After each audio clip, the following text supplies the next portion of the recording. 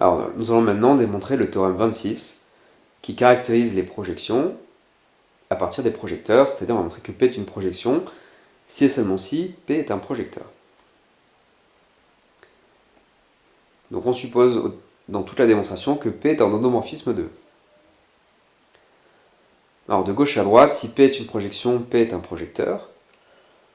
C'est la proposition précédente. Si P est une projection, on a vu que P rond P égale P, donc P est un projecteur. Donc maintenant on va montrer la réciproque.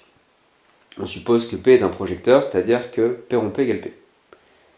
Il faut montrer que P est une projection, c'est-à-dire tout ceci. Il faut trouver deux sous-espaces vectoriels de E qui sont supplémentaires et tels que la restriction à G de P ce soit identité, la restriction à H de P ce soit la fonction de E. Alors pour trouver G et H, on s'inspire de ce qu'on a vu dans la proposition 24. Donc on pose G égale l'image de P et H égale le noyau de P, et on va montrer qu'il vérifie ces trois conditions. Donc d'abord, qui sont supplémentaires. Donc premier point, comme P est linéaire, on sait que ce sont des sous-espaces vectoriels de E. Ça, ce sont les paragraphes précédents. Pour montrer qu'ils sont supplémentaires, on procède par analyse synthèse. Donc on va montrer que tout vecteur de E a une unique décomposition.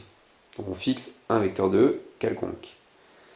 Dans la partie analyse, on suppose que sa décomposition existe. On la note x égale a plus b, avec a dans G et b dans H. Donc on traduit nos hypothèses. X c'est a plus b. A appartient à G, qui est l'image du projecteur. C'est-à-dire qu'il existe un vecteur t tel que a égale p de t. B dans H, qui est le noyau, ça veut dire que p de b égale 0. Donc tout ceci, on remplace A par P de T, donc on arrive là. Ensuite on calcule P de X, comme c'est linéaire ça fait P de T plus P de B. Comme P est un projecteur P au carré ça fait P, donc P de T ça fait P de T. Et P de B on a dit que c'était 0. Donc on trouve P de T plus 0 ça fait P de T, et P de T c'était A. Donc on a trouvé que A c'est P de X, et du coup, B, c'est x moins P de x. Donc on les a calculés de manière unique en fonction de x.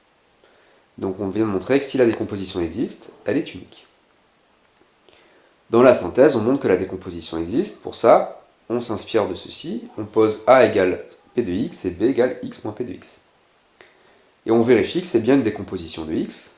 C'est-à-dire que A plus B, ça fait x, ce qui est complètement évident. Ensuite, on montre que A appartient à G. Donc A, comme c'est P de X, ça appartient à l'image de P. Et par définition, l'image de P, c'est G. Donc c'est bon.